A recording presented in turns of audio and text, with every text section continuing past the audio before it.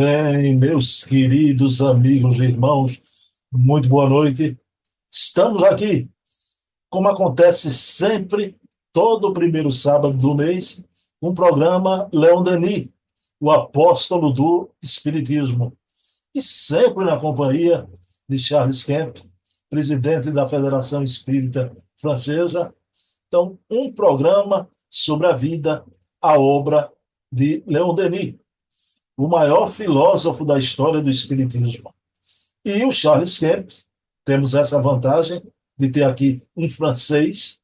Charles Kemp traz aqui as fontes primárias, a historiografia, toda uma documentação da passagem de Leon Denis aqui na Terra.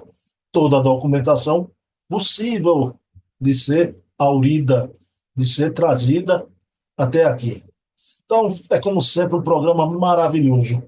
Hoje vamos ver o Congresso de Genebra de 1913. Imaginem que programa importante, um programa realmente delicioso, com essa figura, não é? Que é a personificação da calma, da tranquilidade, uma pessoa muito gente fina, que é o Charles Henry Kempf, o qual eu vou colocar agora aqui na tela para conversar conosco, mas antes, vamos elevar o pensamento a Deus. Agradecer por esse retorno dos nossos programas e por estarmos aqui com Charles Kemp para reverenciar a memória e a vida de Leon Denis, o apóstolo do Espiritismo, um druida reencarnado, e que possamos, já à noite de hoje, vislumbrar o que foi o Congresso de Genebra de 1913. Então, pedindo permissão a Jesus, a quem tudo devemos, iniciamos o nosso programa da noite de hoje. Pessoal, sem mais delongas, com vocês aqui, Charles Kemp, para a alegria de todos nós. 2 minutinhos.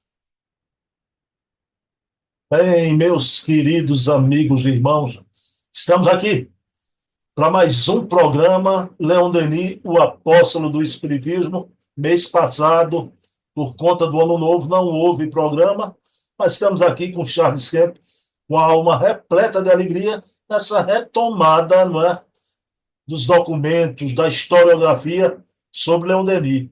Meu querido Charles Kemp, boa noite. Você está na França, não, né, Charles Kemp? Não, no momento ainda em Portugal, mas no mês que vem estaremos de volta na França. Me diga uma coisa, isso quer dizer que você foi fugir do frio francês, aí está uma verdadeira tempestade, Charles Kemp? Pois é, eu vim para cá para fugir do frio e da chuva, e nesse ano me dei mal, né? Porque desde início de dezembro, mais ou menos, é que está chovendo e muito aqui em Portugal. Não sei se vocês devem ter acompanhado, né, as notícias de tempestades e de alagamentos, né? Que até os próprios portugueses nunca viram tanta água. Mas, bom, estamos Charles, aqui, só, nos dá a oportunidade de trabalhar mais, né? E passear menos. Charles, só uma curiosidade. Você disse que essa tempestade aí chegou a tirar, levantar telhados, né? Sim, sim, foi na noite de terça para quarta-feira, de terça para quarta-feira da semana retrasada, né? Que foi um vento de 180 km por hora, e afetando principalmente a região de Leiria, né?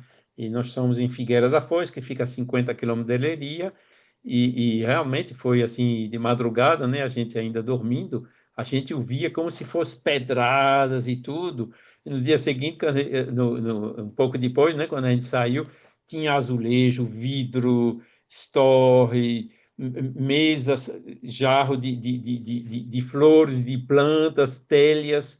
Tava na rua, era uma coisa impressionante, né? As caçambas de lixo voando pelo vento, ficando centenas de metros mais adiante. Foi impressionante mesmo. Quer dizer, vento assim eu nunca tinha visto nem na França na minha vida toda. Sempre existiu tempestades, assim, depressões um pouco mais fortes, né? Só que o mais forte se tornou mais forte ainda, né? Com o aquecimento climático, né? Essa diferença de temperatura que aumenta, né? Entre o solo mais quente e a alta atmosfera mais fria, né? e todos esses fenômenos estão se tornando mais intensos e mais violentos. Inclusive pouco previsíveis, né? Porque eles não tinham avisado assim no dia anterior de guardar tudo, porque ia vir um vendaval daquele jeito, né? Todo mundo foi surpreso. Mas, bom, a natureza está aqui, né? E agora a gente precisa se adaptar a isso, né? Não tem jeito. A gente tem que assumir as consequências, né? Daquilo no qual a gente contribuiu, né? Sacudindo tanto carbono na atmosfera, pelo nosso consumo exagerado, né? Sair do supérfluo para voltar para o necessário, né? Pois é, pois é. Bom, então vamos aqui à nossa pedida de hoje, ao nosso assunto de hoje. Charles Kemp, a gente viu outros congressos já nos nossos programas, né? Na Sim, noite de hoje a gente vai ver o Congresso de Genebra. A isso. Sociedade de Estudos Psíquicos de Genebra, em 1913, vai realizar o segundo Congresso Espírita Universal. Sim. A presidência é de um homônimo seu, Charles Piguet, que Uhum. teve a ajuda ladeando o seu trabalho, o Gabriel Delany e o Leon Denis. Leon Denis foi muito elogiado, né? A sua obra na abertura pelo Piguet. Mas, Charles, tem uma pergunta para você. O que foi esse congresso? E alguns brasileiros enviaram trabalhos também para o congresso. Exato.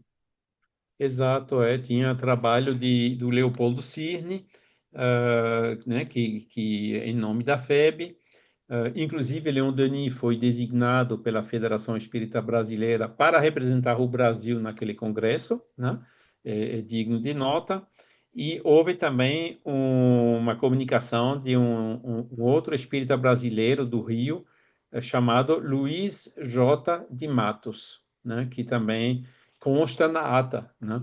E para quem quiser ver mais detalhes, essa ata do Congresso Espírita Universal de Genebra de 1913 está disponível no trabalho nosso, né, que é a Enciclopédia Espírita. A gente vai digitalizando todos esses documentos históricos e colocando à disposição gratuita, né, para todos os pesquisadores. Então, quem quiser, é só ir lá, Enciclopédia Espírita, pode baixar a ata desse congresso. Charles, a gente já viu, parece que teve um ou outro congresso com a mesma nomenclatura, mas você sabe o que é uma live, Charles? Sempre vem Sim. pessoas novas, né?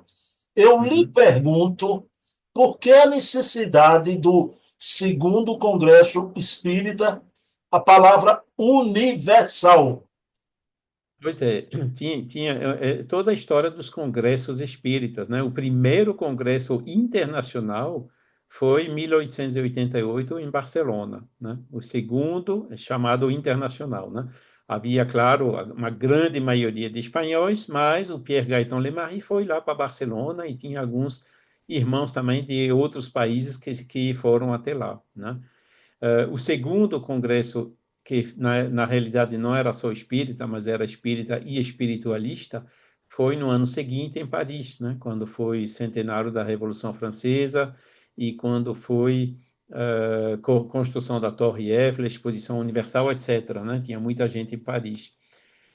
Depois disso, né, houve outros congressos, né? 1898 em Londres, que era inglês, mas também com participação internacional. Por exemplo, Dolan, Gabriel Dolan foi lá falar de reencarnação aos ingleses, né, que tinham algumas dificuldades com aquele tema.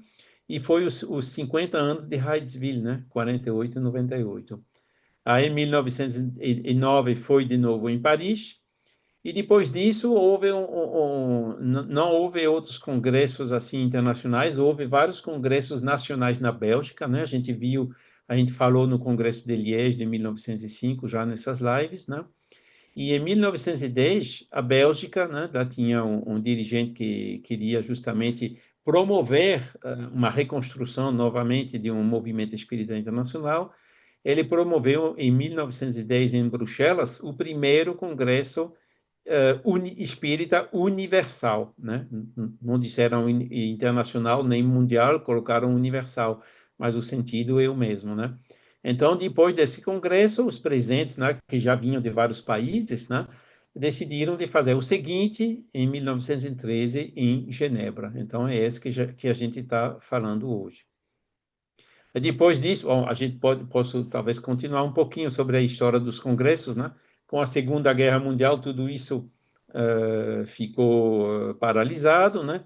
E só foi em 1923, né, que apareceu outro Congresso Espírita Internacional em Liège, na Bélgica, e em 1925 foi em Paris, né, cujo presidente foi Leon Denis, e naquela época se fundou a Federação Espírita Internacional, né?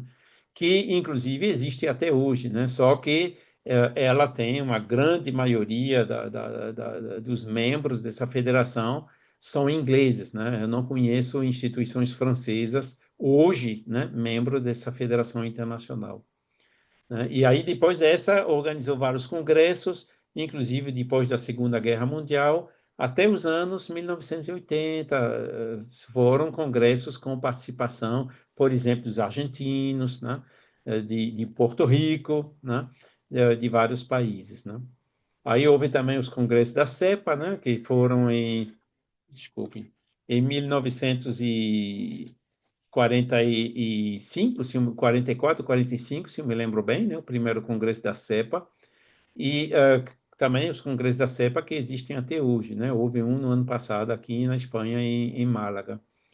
E houve depois também a fundação do Conselho Espírita Internacional, que também promoveu congressos, né? Madrid, 92, Brasília, 95, né? Nessa época do SEI. Ou seja, essas três entidades, né? CEPA, SEI e Federação Espírita Internacional, ainda existem hoje, né? Ainda não se conseguiu fazer o movimento espírita e espiritualista internacional unificado. E é por isso, né, que Leon Denis e Gabriel Delany foram lá com uma participação muito ativa. Bom, aqui no Brasil, Charles, a gente teve alguns congressos espíritas brasileiros já na Sim, contemporaneidade, agora com um pecado, viu, Charles? Porque, na verdade, foram palestra, uma palestra atrás de outra palestra, diferente como a gente vai ver a partir de agora, congresso desses eram apresentados trabalhos, e tinha até contraditório de um pesquisador não concordar com o outro, a gente vai ver daqui a pouquinho. E o Leon Denis entra com a opinião dele. Mas vamos lá. Charles, o Charles, você quer falar? sim. Os congressos que estavam mais alinhados com aquela definição dos congressos que Kardec colocou no projeto 1868. Perfeito. Entendeu? Congressos Perfeito. realmente não era para o público em geral, né? Não era para fazer palestras e coisas assim, era realmente para refletir, debater e desenvolver as pesquisas e fazer avançar a doutrina, né? Isso Perfeito. era esses congressos de Genebra era mais alinhado com essa ideia inicial de Kardec do que os congressos de hoje, né? Que é mais um show, né? Charles, deixa eu lhe fazer uma pergunta, então.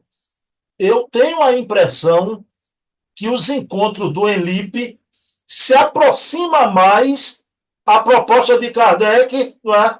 Nesse projeto de 1868. Exatamente, exatamente. Com a única diferença, né, que os congressos do UNLIP são poucos participantes que não É, são do Brasil, né? Mas eu acho que quase houve uma vez um congresso do UNLIP aqui em Portugal, né? Aí pode ser que abra para mais participações de irmãos e pesquisadores de outros países. bom, Charles, então, o Charles Piguet, o presidente do Congresso, né, ele começa a sua fala mostrando o estado atual da época, né, do espiritismo. E ele dizia mais ou menos assim, que a ciência e a filosofia, antes irredutíveis e refratárias, começavam a fazer concessões ao espiritismo. Que concessões foram essas, Charles Kemp?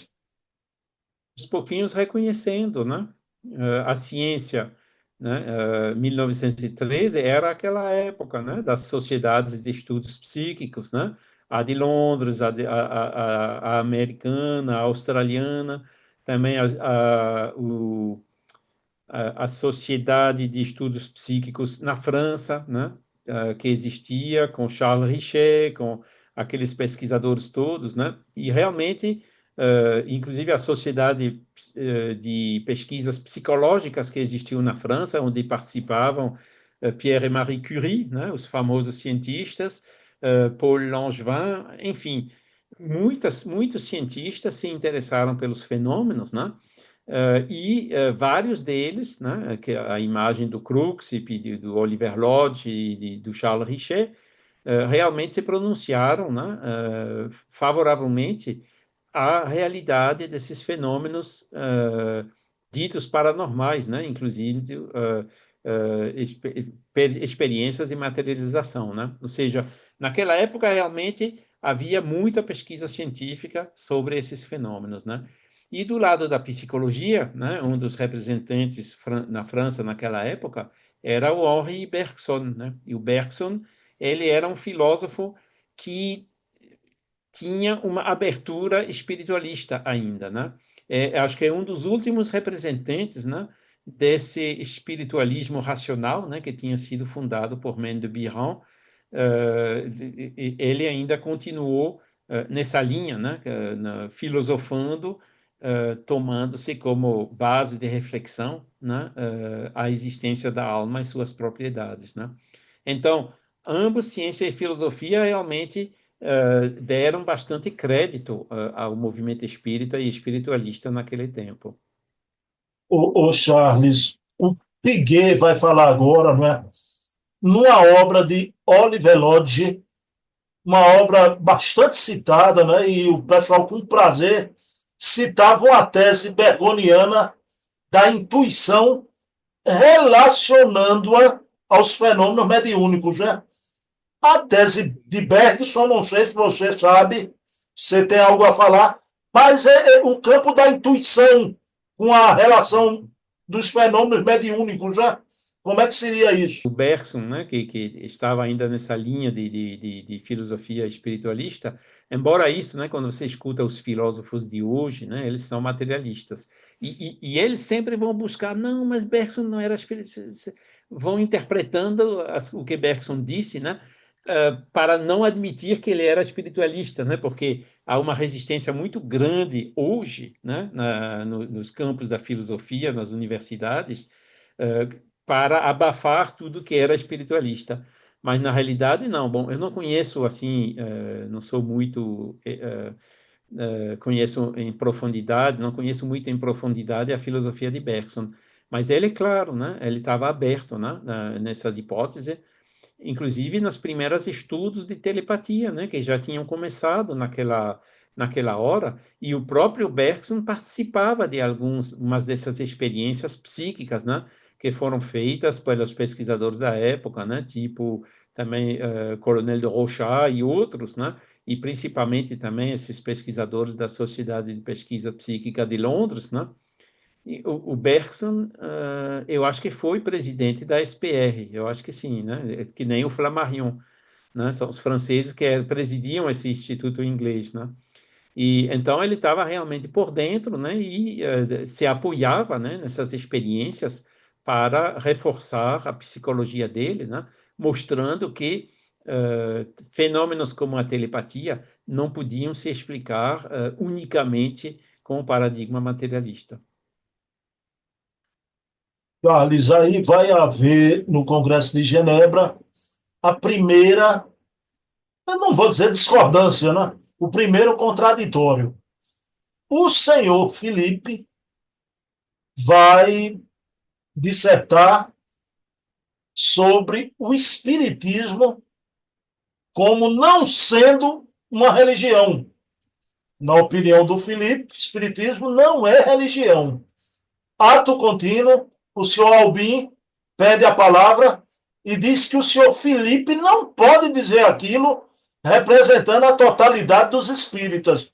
Aí eu pergunto a Charles Kemp, Charles, qualquer comparação hoje, isso é uma tese aqui do movimento espírita atual, é religião ou não é religião? Então não terá sido mera coincidência, porque é um problema insolúvel desde essa época, né, Charles? Desde antes, Bruno, né? E da época de Kardec já era o caso, né? A gente agora estamos analisando um pouco mais, um pouco melhor, né, esses documentos que apareceram recentemente, e até o próprio Kardec sofreu pressões, né, ou influências, né, de diversos tipos, né, para declarar o espiritismo como religião. E ele nunca o fez. Por quê? Né? Porque os espíritos não quiseram que ele fizesse, né? E graças a Deus, né, poucos meses antes de morrer, né, em 1º de novembro de 1868, ele fez aquele discurso lá diante da sociedade, né, que foi publicada na Revista Espírita de dezembro de 1868, né, onde ele claramente disse que o espiritismo não é uma religião no sentido comum da palavra, né? Não tem dogma, não tem rituais, etc., né? O problema é que, bom, isso continuou, né? O próprio Flammarion, quando no funeral de Kardec, diz 90% dos espíritas na França são religiosos. Eu digo que o espiritismo tem que ser científico, né? Ou seja, você vê 1870, 69, 70, né? Isso veio até 1913, né? Continuou sempre, né? É religião, não é religião, né? Esse senhor Philippe, né? Que era favorável à religião, né? Aliás, o contrário, né? Que não era uma religião, e do outro lado tinha o Valabrègue, que era um espírita mais convencido que o espiritismo devia ser uma religião, né? Havia lá outras influências, né? Por exemplo, maçônica, né? O Grande Oriente aqui na França, pelo menos, né? Retirou a noção de Deus, né? Do credo dos maçons e tinham também uma tendência anticlericalista, né? Então, alguns espíritas realmente eram fortemente, né, contra esse aspecto religioso do espiritismo. Mas se todas essas pessoas tivessem, né, analisado o que Kardec escreveu e se tivessem ouvido o que Leon Denis respondeu a essa polêmica naquele congresso de 1913, teria entendido muito bem, né? Tudo é uma questão de como que a gente entende a palavra, né? Se você fala aqui, por exemplo, a gente faz uma live, né? Vai ter pessoas ouvindo a gente. Como é que essas pessoas vão compreender a palavra religião? E está tudo aí, né?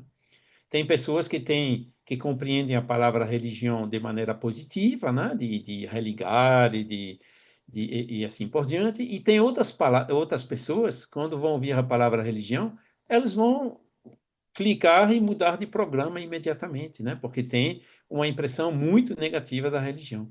Então, é uma questão de qual é a mensagem que a gente quer passar, né?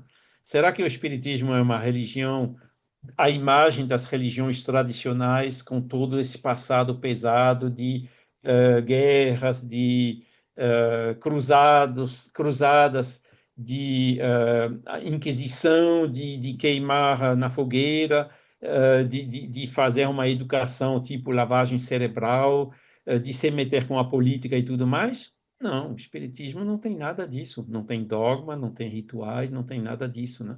Então, colocar essa palavra religião com toda essa bagagem em cima do Espiritismo pode ser até contraprodutivo, né? Eu mesmo vi pessoas chegando no grupo da que a gente trabalha aqui na França, dizendo, olha, eu saí de uma religião, não é para entrar numa outra, não. Se o espiritismo for uma religião, não me interessa, vou me embora procurar outra coisa. Muito simples, né? E ao lado disso, né, quando eu digo isso, né, eu já vi algumas pessoas, principalmente do Brasil, por sinal, dizendo, mas porque vocês na França são muito científico, muito racional, vocês não entendem o coração, vocês não compreenderam a mensagem de Jesus. Totalmente errado isso, né? Porque o que Kardec fez da religião, ele pegou o essencial, né? Que são os ensinos morais, que são universais, né?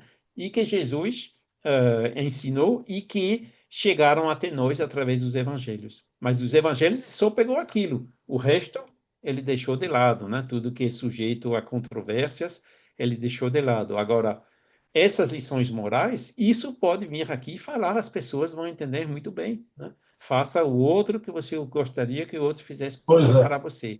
Isso sim, Pois né? As consequências morais, é. essas são aceitas. Não é uma questão de que somente quer, assim, o, raci- o aspecto racional, sim, existe, né? As pessoas aqui, no Brasil também, né? Querem compreender antes de aderir a uma causa, né? Então tem que ser a fé raciocinada, né?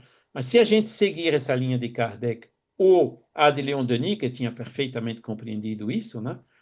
Ele tem uma citação dele que eu gosto muito, né, onde ele diz: chega uma coisa nova que é o Espiritismo. Logo vem as pessoas dizendo: quem és tu? És ciência ou és religião? E Leon Denis respondendo: mas vocês sempre ficam com esses conceitos ultrapassados, conceitos do passado. O Espiritismo é uma coisa nova. Né? Kardec pegou, em vez de buscar reconciliar os irreconciliáveis, né? Os antirreligiosos e os religiosos, né? Os anticientíficos e os científicos, ele pegou o melhor da religião, que é esse Do melhor da sentido ciência. moral, né? Esse ensino moral, o melhor da ciência, que é a metodologia, e os uniu numa coisa nova, que é o Espiritismo. Por isso que o Espiritismo não é nem uma ciência, no sentido comum da palavra, nem uma religião. E Leon Denis deixou isso muito claro, né? Porque o Valabreg e o Philippe, eles ainda estavam com a visão um pouco reduzida, né? Dessa dimensão nova, né? Que o Espiritismo trouxe. Mas, meu amigo Charles Kemp, quer dizer que, na opinião dessa gente, Charles Kemp é um homem frio e sem coração, é? Que não é uma religião, diz isso, né? E aqui, quando diz que é uma religião, diz que bom, é cheio de dogma, de superstições, né? Então, qual é que a gente Charles, prefere, né? A gente prefere Kardec e Leon Denis, né? eu entendo, feito você, é a parte da moralidade, os princípios morais do Espiritismo, é isso, né?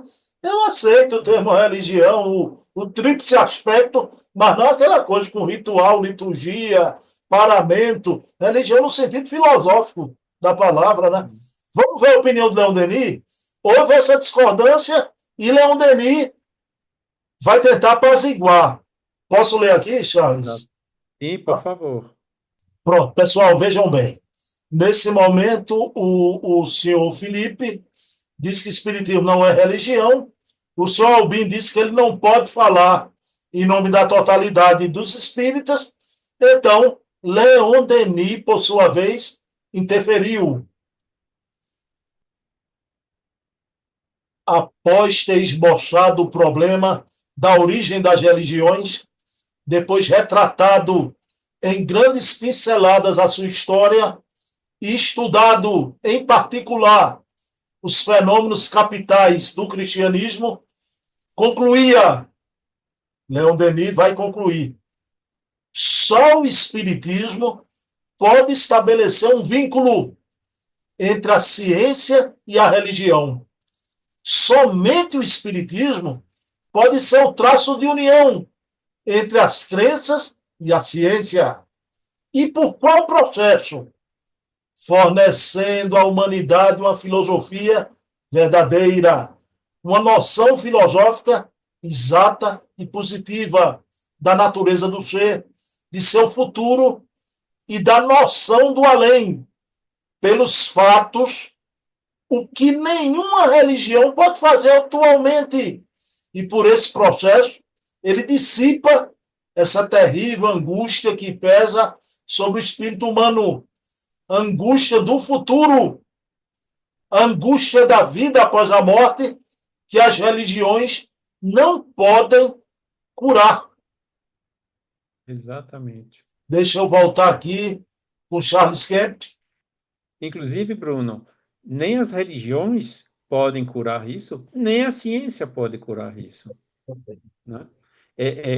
Leon Denis tinha um entendimento muito profundo dessa característica, dessa dimensão do espiritismo, né? A gente já viu, né, a obra dele, Cristianismo e Espiritismo, né, que ele escreveu em 1898, né? Então, era um assunto que ele realmente dominava perfeitamente, né? Mas pegando o melhor de um, pegando o melhor do outro, aí sim você consegue fazer alguma coisa. Veja que exemplo lindo, né? E foi isso que Kardec fez, né?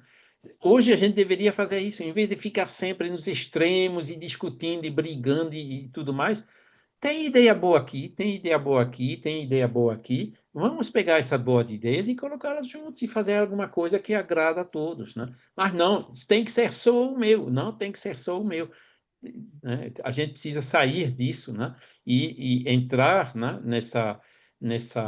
Os extremos nunca são bons, né?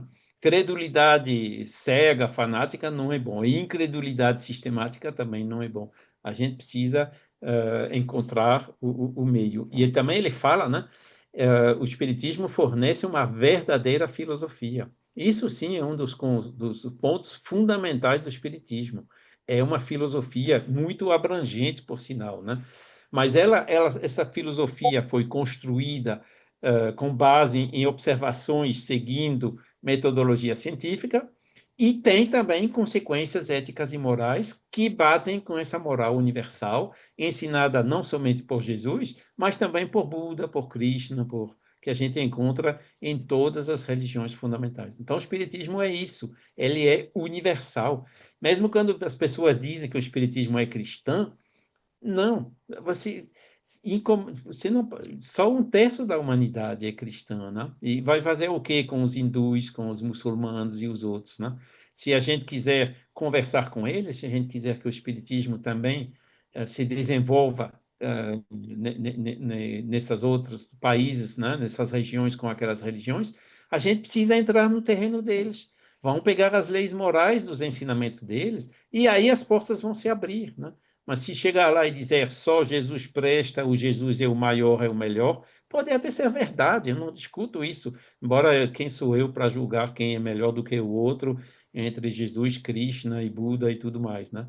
Mas fundamentalmente, eles disseram a mesma coisa, né? E é nisso que a gente tem que capitalizar se a gente quiser que o Espiritismo avance. E Leon Denis, ele expressou isso maravilhosamente, né? Nesse pequeno trecho que você leu, entre outros. Porque senão, Charles, sempre a gente é capaz de ver o indivíduo que defende a religião de amor e de bondade na concepção dele, mas quer matar o outro, que pensa diferente dele. Pois é, pois é. E você vê, Moisés já tinha arrancar o olho, cortar as mãos, né? Coisas horríveis, né? Pedrejar as mulheres e sei lá quem, né? E tem disso no Alcorão, tem disso em todo canto, né? Mas tudo isso é excesso de interpretação, influência dos humanos, né? Pelas necessidades de épocas passadas, né? Que não batem mais com as necessidades de hoje. Hoje não, precisa fazer alguma coisa que fala ao entendimento, né? Precisa passar, tirar essa fé cega que fazia essas matanças e chegar para uma fé raciocinada que compreende essa lei do amor. Charles Kemp, nesse momento aqui, a segunda discordância. Veja que congresso produtivo, né? Várias ideias. E nessa discordância aí vai entrar um dos apóstolos do Espiritismo, o Gabriel Delane, não é? Charles Kemp seria a velha disputa entre livre-arbítrio versus determinismo, não é? Exato. O Gabriel Delane vai confrontar o Paul Piot. Pronúncia Isso, certa, Charles? Paul isso. Piot. Paul Piot. Então veja bem. Segundo o Gabriel Delane, ele era a favor da escola de médiuns, né? Que houvesse métodos para preparar os médiuns. Já o Exato. Paul Piot dizia assim, Charles Kemp, ele invocava a boa psicose, quer dizer, uma coisa sem preparo, deixar o sabor dos acontecimentos, né? Charles Kemp, como é que você vê essas duas teses, a discordância do Delane com o Paul Piot aí nessa questão? E o que seria a boa psicose, meu querido Charles Kemp? Pois é. Esse Paul Piot, né, o Jean Béziat e esse jornal Fraterniste era de um grupo, né, que apareceu no norte da França, né, em Saint-Lenoble é o nome da cidade. Grupo que, inclusive, existe até hoje, né? E eles tiraram o nome espírita e colocaram psicósico, né, em português. E o problema é, bom, a palavra não foi muito feliz, né? Porque psicose hoje é uma doença mental, né? Ou uma categoria de doenças mentais, vamos dizer assim, né? E para eles, né? Como a influência dos espíritos sobre nós é permanente, né? Para eles, a mediunidade era desenvolver essas interações, entendeu? De maneira um pouco selvagem, né? Como se diz, do determinismo, né? E Gabriel Dolan, não, Gabriel Dolan, ele aconselhava escolas de médium, um pouco que nem a gente vê os cursos de médium hoje, né, de mediunidade, nos centros espíritas, né? Explicando quem são os espíritos, explicando os diferentes tipos de mediunidade, como controlá-los, né? A lei de afinidade e tudo mais, né? As questões também do animismo, do espiritismo, e de como reconhecer os espíritos bons e menos bons, analisar as mensagens, etc., né? Então foi isso que Gabriel Dolan defendia, né? Contra essa abordagem um pouco mais anárquica, né? Feita por essas pessoas. Bom, elas, como eu disse, o grupo ainda existe hoje, porque eles faziam também lá, sabe, no norte, tinha um médium curador lá que curava muitas pessoas, né? Então quando tem um médium curador, atrai um monte de gente, né? Todo mundo quer curar, e é natural, né? Mas aí, promovendo essa filosofia que, na realidade, né? Não é aquela, né, aconselhada por Kardec e pelo movimento espírita hoje em dia, que era também a de Gabriel Delane, né? Dizendo que não é uma coisa determinista, né? Tem que ir seguindo o livre-arbítrio de cada um, né? E educar, né? A mediunidade, né? Com essa metodologia, inclusive, se inspirando da ciência, né? Então, foi esse debate também que houve lá, né? E onde também Leon Denis interveio. Não foram só esses dois que a gente está falando aqui, né? É interessante ler a ata desse congresso, né? Que as atuações de Leon Denis e de Gabriel Dolan eram realmente fantásticas. Fantástico. Charles, você mencionou aí, eu vou pedir para a gente ler agora a intervenção do Leon Denis. Veja bem, Isso. até aqui é a segunda contradição e o Leon Denis intervém, né? Agora a mensagem é um pouco grande, eu vou ler um parágrafo. Me parece, depreende-se, você há de achar também, Charles, que o Leon Denis dá mais razão ao Gabriel Delany nessa questão, né? Vamos dar uma lida aí, não sei, e perguntar o que é que o Charles Kemp acha disso.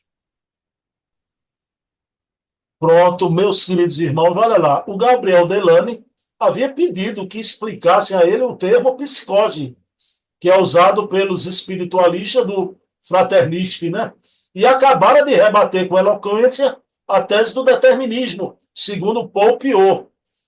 Aí Leon Denis diz o seguinte, vejam bem, pois bem, minha opinião, dizia o mestre, e eu devo também a opinião como jamais, como Delano e como Piot, é que o homem é livre na medida em que o deseja ser e na medida em que se esforça para se tornar mais livre, liberando-se das falsas sugestões, das influências materiais de todas as paixões, dos erros e da ignorância. Vamos aqui para esse último parágrafo. Se o Espiritismo estendeu ao infinito os horizontes da vida, se ele pôs em destaque as forças ocultas do ser, se ele nos ensinou a utilizá-las, afirmo que não foi para nos reduzir a um papel passivo, não foi para nos curvar sobre influências opressoras, mas foi para nos ensinar a conquistar por nós mesmos uma liberdade cada vez maior, uma situação sempre mais elevada, um papel em missões cada vez mais nobres e mais generosas. Voltando aqui para o Charles Kemp. Charles, para você, você concorda com isso, que o Leon Denis concorda um pouco mais com o Delany? É claro, ele tem profundamente razão, né? Porque quando você vê, né, a definição de psicose, né, do Bézier, ele diz que é a influência do mundo oculto em cujo seio estamos mergulhados como um peixe na água, influência essa que pesa sobre o rebanho humano encarnado, né? Então ele vê essa influência como algo fatal, né, determinista, e que ele via a mediunidade nesse sentido, né? Enquanto que Leon Denis diz, não, o tema da liberdade para ele era um tema favorito, né? A gente precisa querer ser livre, né? No início da nossa evolução, a gente não é livre. Nós, né, Bruno, ou eu, já adquirimos um certo grau de liberdade, mas a gente não tem ainda a liberdade total. Por quê? Porque nos falta evolução. Eu sempre digo, eu queria perder mais 5 quilos, não consigo. Então, não tenho a liberdade de perder 5 quilos, não é? E exemplos desses, a gente poderia dar muitos, né? Então, Leon Denis disse, não, não é para sofrer essa influência dos espíritos e ficar passivo diante disso, né? E exatamente o que Gabriel Delane dizia, né? Por isso que nessa, Leon Denis estava alinhado com Gabriel Delane. Agora, esse movimento fraternista, né, embora ele ainda exista hoje, nunca ganhou assim muita dimensão, né? Fora as curas que eles faziam, essa filosofia dessa psicose, né, ou psicósica que eles defendiam, quase não tem ninguém seguindo isso hoje em dia. Nem aqui na França, né, onde apareceu, nem na Bélgica, que é pertinho, nem no mundo. Então, esse é outro critério que Kardec sempre usava, né? Vamos olhar um pouco de tempo e vamos ver, né? Filosofia espírita, tá muita gente aqui, né? Filosofia psicósica, muita gente nem ouviu falar, né? Então, Pronto, vamos adiante, Charles. Charles Kemp, no dia 11 de maio, no Salão Comunal de Plampalais, Leon Denis saúda a hospitaleira Genebra, cidade esplêndida, centro intelectual europeu. Charles, deixa eu fazer uma pergunta aqui. Na contemporaneidade hoje, você conhece Genebra? sim, eu visitei algumas vezes, não conheço assim de maneira integral, mas é uma cidade realmente muito bonita, né? E vamos dizer assim, é uma capital reconhecida, né? Dos organismos mundiais e internacionais, né? A ONU, né? Muitos desses grandes organismos internacionais, eles têm sedes em Genebra, né? Têm embaixadas, tem tudo. E fora isso, né, é uma cidade muito bonita, né? Tem o lago, né, o Lago de Genebra, Lago Alemão, né? De um lado tem os Alpes, do outro lado tem o Jura, e é uma cidade realmente muito agradável e muito bonita. Agora me diga uma coisa que nos interessa de perto, né?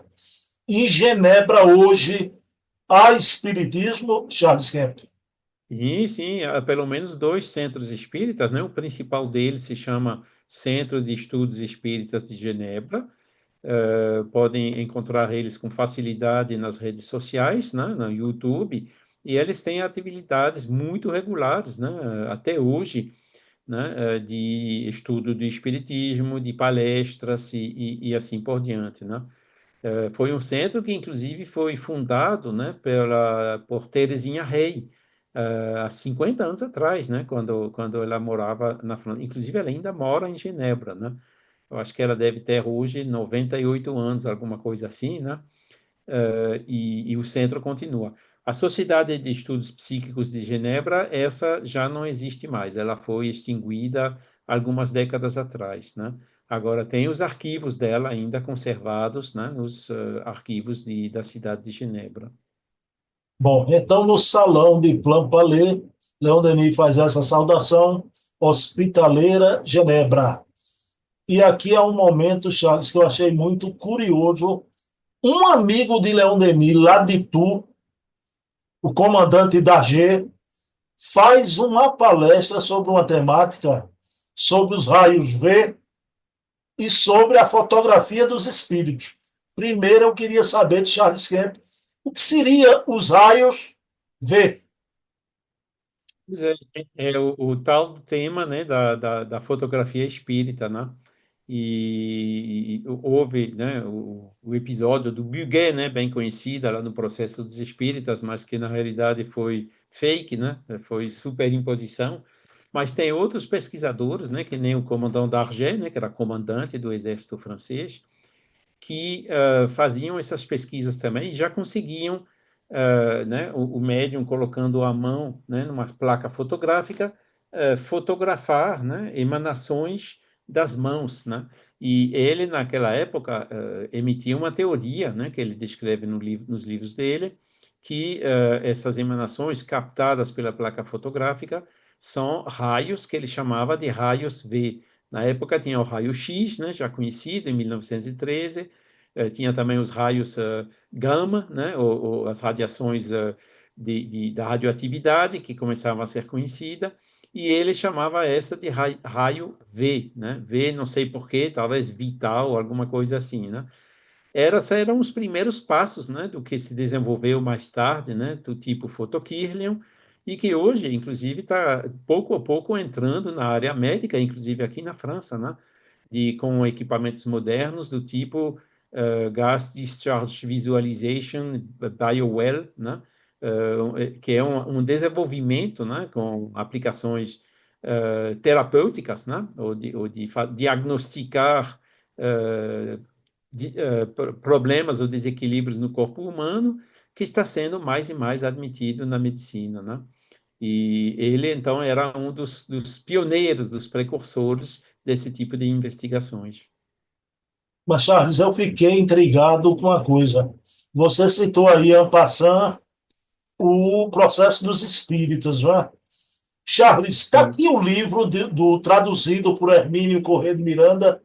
Esse isso, livro é de Madame Marina Lemarie, isso. sobre o que seu marido passou. Ele foi preso. Você citou Burguet e Firma, que fraudaram aquelas fotografias de Allan Kardec, e a culpa recaiu sobre o coitado do Lemarie. Inclusive, Dona Amélie Boudet vai defendê-lo nos tribunais. Mas minha pergunta para você, Charles: no caso de Burguet e Firma, o Lemarie teve a culpa, foi uma fraude, mas Sim. existiam a fotografia dos espíritos.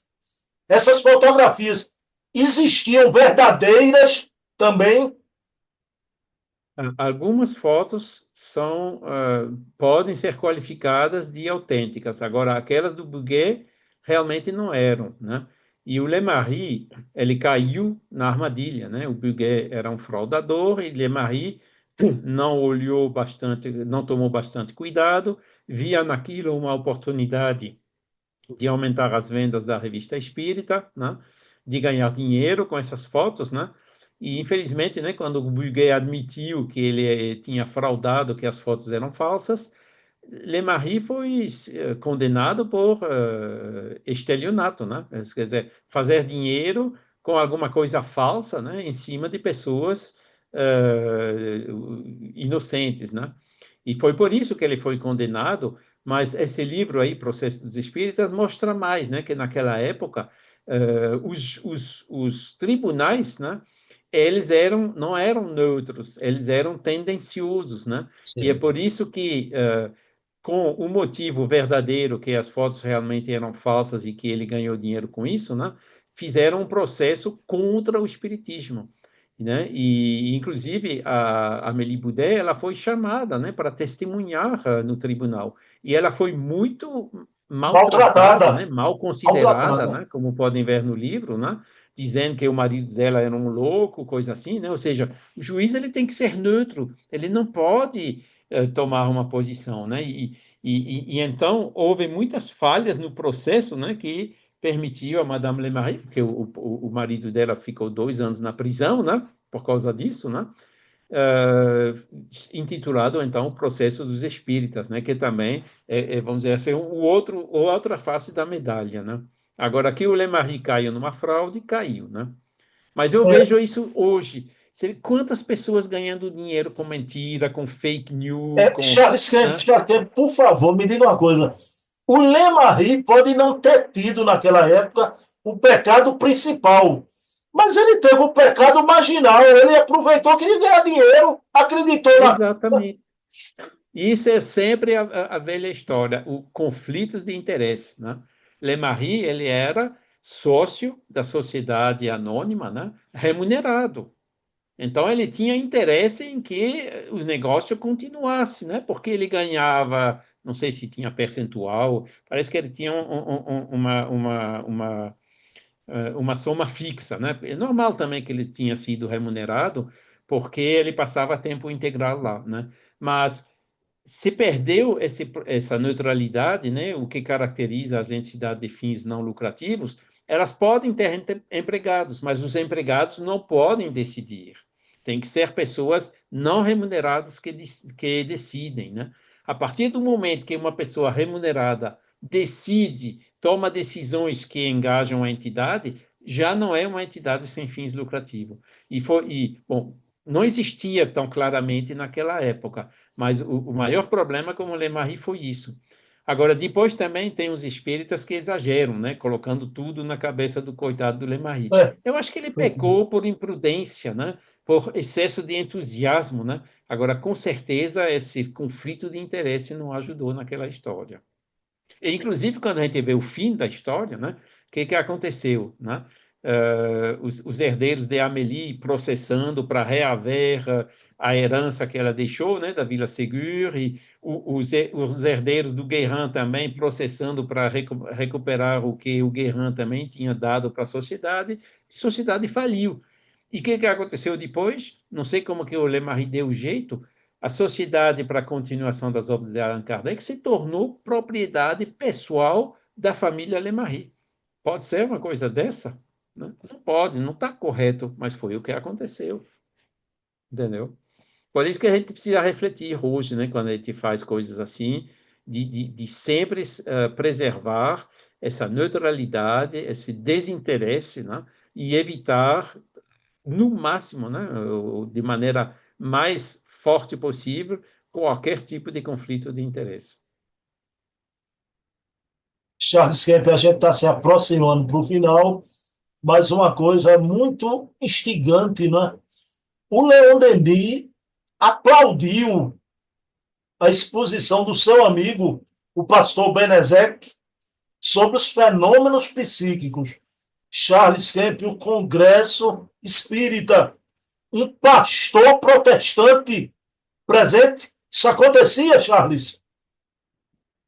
E Benzac é o mais conhecido deles. Ele escreveu vários livros espíritas, né? Ele foi um pastor protestante, né? Que acabou convencido pelos fenômenos espíritas e ele participou, né? Então, ele teve um papel importante, né, nesse Congresso de Genebra, né? Principalmente porque na Suíça, né, onde o protestantismo era bem mais desenvolvido, né? Então ele foi muito popular lá e Leon Denis o apoiou plenamente, né?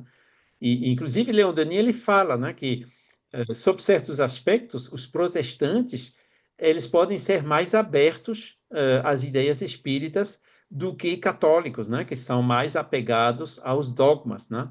Embora que, se a gente vê a situação hoje em dia, né, o protestantismo, né, tem os evangélicos, onde também é uma questão muito de dinheiro, aí, claro, né, o dinheiro acaba tomando a primazia sobre tudo. Mas com esse Benzac não era o caso. E tinha também outros pastores, inclusive na Suíça, que se tornaram espírita. E até hoje, né, a gente vê na Suíça, né, protestantes que vêm nas palestras espíritas e acompanham, né? São esses protestantes que são abertos, né? Que são abertos às possíveis interpretações do Evangelho, né, dos textos de base. Mas não são todos, né? O protestantismo também tem várias escolas. E esse era do sul da França, né, da cidade de Montauban. E como você disse, né, ele fez uma conferência naquele congresso, né, sobre os fenômenos psíquicos.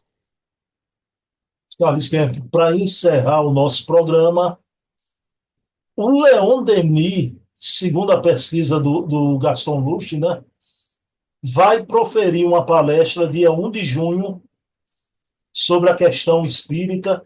É ovacionado, aplaudido, homenageado pelos irmãos de Genebra, mas eu prestei atenção num detalhezinho, Charles Kemp, né? 1 de junho, por certo, o Leon Denis teve lá em Genebra em maio e retornou novamente no início do mês seguinte. Essa palestra não está dentro do Congresso, não, né, Não, Charles? veio depois. O congresso foi 3 dias, né? Foi 10, 11, 12, né? De maio. E Leon Denis, ele aproveitou a viagem para fazer conferências aqui e ali, e inclusive uma outra conferência em Genebra, né? Em 1º de junho. E como ele veio no congresso, né? Ele ficou mais conhecido lá na Suíça, né? E com certeza essa palestra que ele fez lá dia 1º de junho teve uma audiência muito grande, né? Foi um importante evento, né? Pela divulgação do espiritismo naquela cidade ou naquela região. Meu querido Charles Kemp, muito obrigado, né? Um programa, mais uma vez, importante, um registro que fique eternizado aqui para sempre. Charles, você poderia fazer a prece final? Sim, com muito prazer. Vamos então elevar os nossos pensamentos para Deus, nosso Pai, infinitamente misericordioso, Criador de todas as coisas. Somos todos irmãos, filhos dele, e que, com essa misericórdia infinita, nos envia missionários espíritos de luz, como foram Kardec, Leon Denis, que a gente falou hoje, esse pastor Benizet e tantos outros, para nos mostrar a luz, nos trazer os ensinamentos sobre esse mundo espiritual, sobre essa dimensão, né, que a gente não percebe com os nossos 5 sentidos, mas que é a dimensão fundamental, né, que esclarece muito, né, no ponto de vista filosófico, essa vida, o porquê que estamos aqui, de onde vimos, para onde vamos, né? Nos dá um sentido na vida, nos dá essa força, né, para a gente vencer os desafios naturais da vida que se multiplicam hoje em dia. E é por isso que somos imensamente agradecidos a todos esses irmãos, os guias espirituais de cada um de nós. Vamos buscar, no máximo, ficar em sintonia com eles para a gente poder trabalhar na nossa reforma moral, a cada dia a gente se tornar um pouco melhor do que na véspera, um pouco mais livre também, como acabou de dizer Leon Denis, e que possamos, assim, contribuir e trazer nossa pequena pedra ao edifício dessa transição do nosso planeta para o mundo de regeneração. Então, mais uma vez, muito obrigado por essa oportunidade de estarmos juntos hoje. Muito obrigado também a você, Bruno, por esse trabalho que você realiza. Muita paz a todos, que assim seja. Bem, meus queridos amigos e irmãos, como eu sempre faço, dedico esse programa à minha mãe Eva, que habita o plano espiritual. Minha mãe, te amo. Mês que vem estaremos aqui com Charles Kemp para mais um programa sobre Leon Denis. Charles Kemp, merci beaucoup. Tudo de bom. Merci a toi. Muita paz. Viva la France, sempre. Viu?